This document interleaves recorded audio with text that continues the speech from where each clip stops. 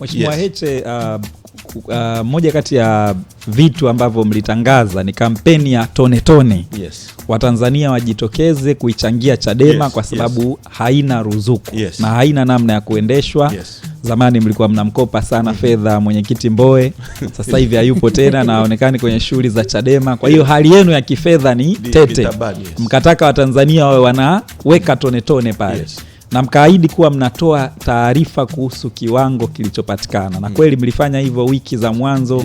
Baada ya hapo mmepotea na kuingia mitini. Na sasa hivi mnahamasisha tena watu watoe michango. Ya mwanzo waliotoa hakuna taarifa zozote za kiwango cha fedha kilichopatikana. Tumefungiwa mwaka mzima. Kumbuka kabla ya kufungiwa tulikuwa tunafanya hivi. Tulikuwa haturuhusiwi.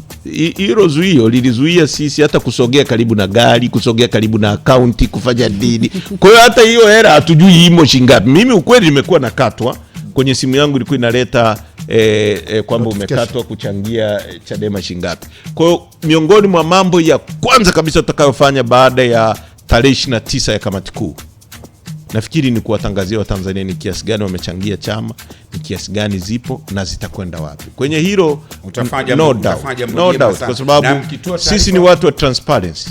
Sisi hatufichi chochote. Alafu mind you Charles, chama chetu kinakaguliwa na mdhibiti na mkaguzi mkuu wa hesabu za serikali. Kwa hakuna kitu tunaweza kuficha.